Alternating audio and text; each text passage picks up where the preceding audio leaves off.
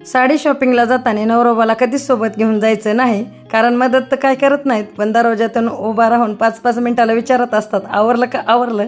त्यापेक्षा आपल्या 4-5 मैत्रिणी घ्यायच्या आणि निवांत शॉपिंगला जायचं, म्हणजे छान ट्रिप पण होते आणि आवडीची शॉपिंग पण होते. तर नमस्कार मंडळी, आज मी तुम्हाला घेऊन चालली आहे फुरसुंगीला साडी शॉपिंगसाठी. आजचं नियोजन दिवाळीच्या साड्या याच्यावरती आपला स्पेशल व्हिडिओ आहे. तर आता आम्ही निघालो आहे पुण्यातून फुरसुंगीला. तर इथून खूप लांब आहे, पुण्यामधून कात्रजवरून आम्ही जाणार होतो. तर आणि आता आम्ही पोचलो आहे फुरसुंगीमध्ये आणि ट्रॉफिक खूप जाम झाल्यामुळं आम्ही बसमधून अलीकडेच उतरलो. आम्ही बसने गेलो होतो. त्याच्यानंतर आम्ही प्रवास करत करत आता आम्हाला 1 किलोमीटर जायचं होतं पुढे. तर आम्ही जो साडीचे शोरूम आहेत पाहत चाललो होतो, कारण इथं खूप असे गोडाऊन आहेत आणि इथं ऑफर चालू होत्या स्कूटीच्या. साडीचे खरेदी 1000च्या खरेदीवर कुपन होतं, तिथं ऑफर चालू होत्या. ते पाहितलं, कारण आम्हाला तिथं साड्या घ्यायच्या नव्हत्या, गोडाऊनमध्ये जायचं होतं. पण साडी घ्यायच्या आधीच आम्हाला छोटीशी भूक लागली. त्यानंतर आम्ही वडापाव खायला थांबलो. छान असे वडापाव घेतले आणि परत प्रवास चालू केला. तर हे साडीचं गोडाऊन आहे, इथं मेन गोडाऊन आहे.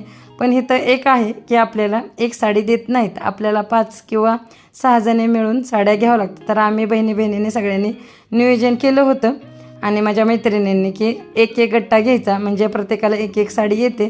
तर असे आम्ही इथे 3 गट्टे घेतले साड्यांचे, ज्याच्यामध्ये 6 साड्या असतात. आणि तिथं सुट्ट्या साड्या देत नाहीत, कारण हा डायरेक्ट मिल ते ग्राहक माल पोचवतात आणि साड्याची क्वालिटी खूप छान असते. आणि प्रत्येक साडी जी आपल्याला दुकानात भेटते त्यापेक्षा इथं 300-400 रुपयांनी कमी असते.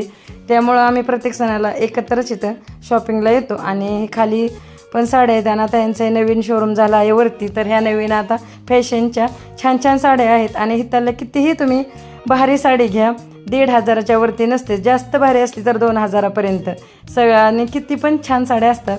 डिझाईन, वर्क आणि फ्रेश माल आलेला असतो आणि खूप सुंदर कलर असतात. फक्त एकच आहे की पूर्ण गट्टा घ्यावा लागतो. आणि आता आमचं बिल झालं आहे आणि अख्खा पूर्ण दिवस फिरून आता आम्ही थकलो होतो.